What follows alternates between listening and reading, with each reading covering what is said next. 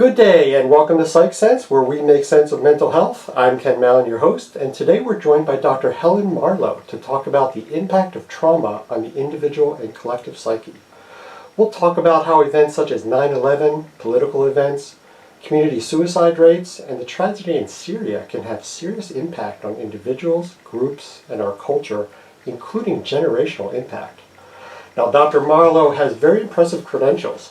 She's a licensed clinical psychologist and Jungian psychoanalyst, in addition to being a full professor and department chair at the Notre Dame de Namur University. In addition, she is a faculty scholar with the Dorothy Stang Center for Social Justice and Community Engagement.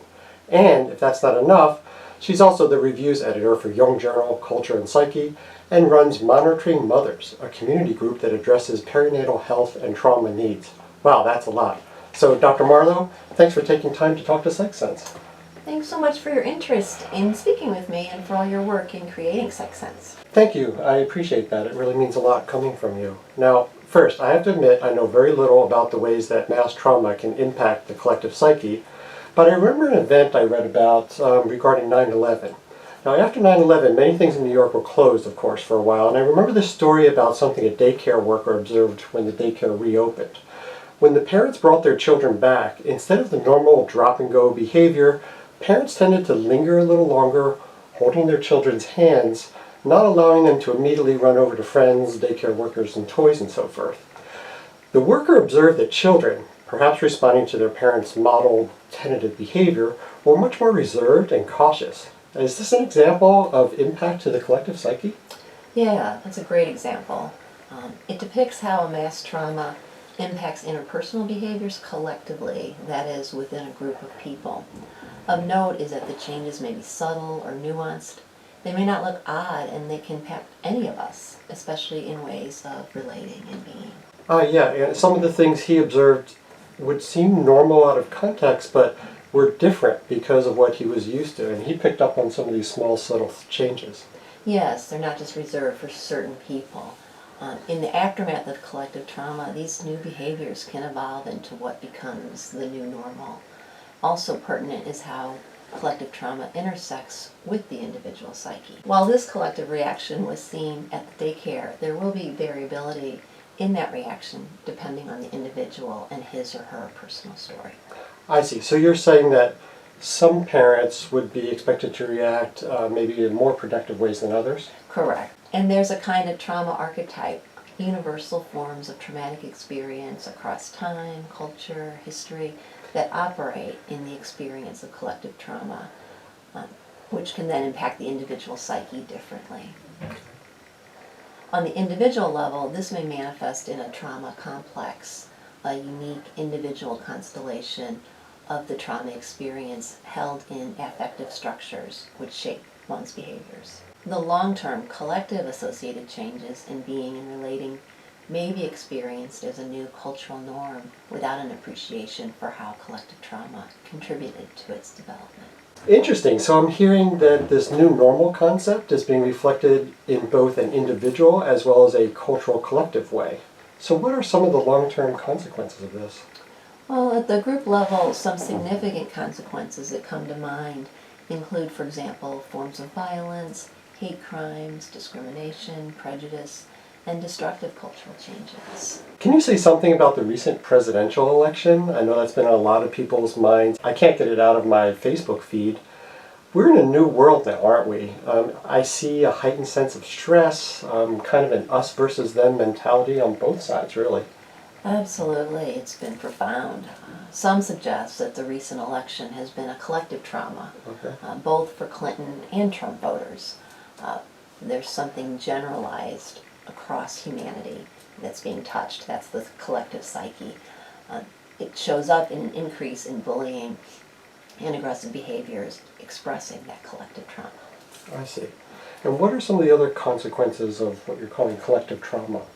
Well, consequences on individuals include alterations in affect, alterations in attention and consciousness, alterations in systems of meaning. Then there's alterations in self-perception, perceptions of others, and within relationships. And then, of course, somatization and medical problems. Wow, so it's really a pretty big impact. Yes. Now, switching topics a little bit, can you say something about what's going on in Syria, where family members had to watch innocent people suffocate? I mean, this was shown on news across the country. Yeah, it's heartbreaking.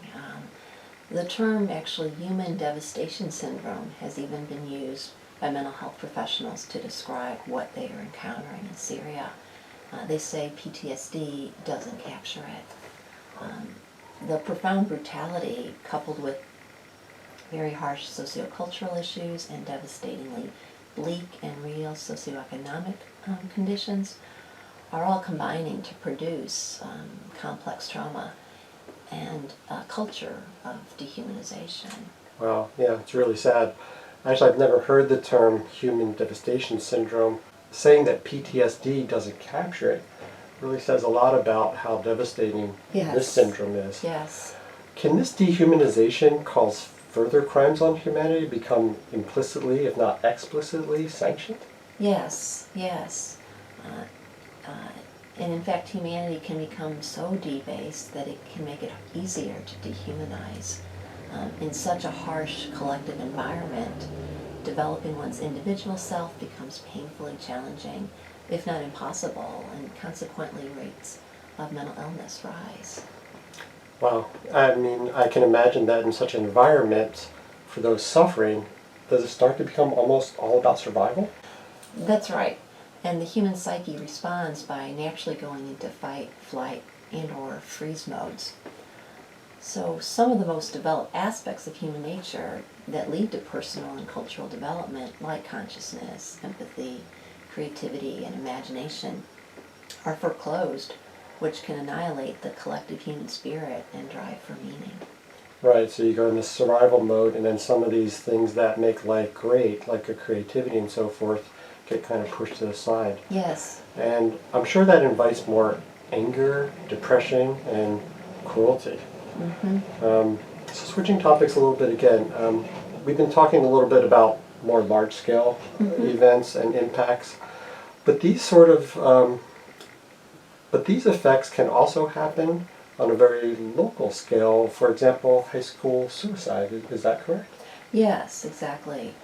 What makes it distinctive is not necessarily the size or magnitude of the trauma, but rather its collective influence on a group or subgroup, a culture or subculture. So you take the phenomena of high school suicide, the Palo Alto School District would be a subgroup with its own subculture, which has had an exceptionally high suicide rate. The CDC determined, for example, that it's about 4 to 5 times higher than the average. This subgroup is distinctively different.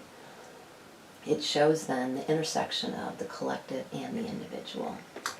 Yeah, interesting. You talk about suicide, and I just finished binge watching 13 Reasons Why on Netflix, and you probably won't be surprised that many of your psychology students are now watching this and learning a huge amount from it. Yeah. I just thought it was an incredible depiction of the trauma that can occur in high schools and lead to suicide and other very harmful effects. Yes, exactly.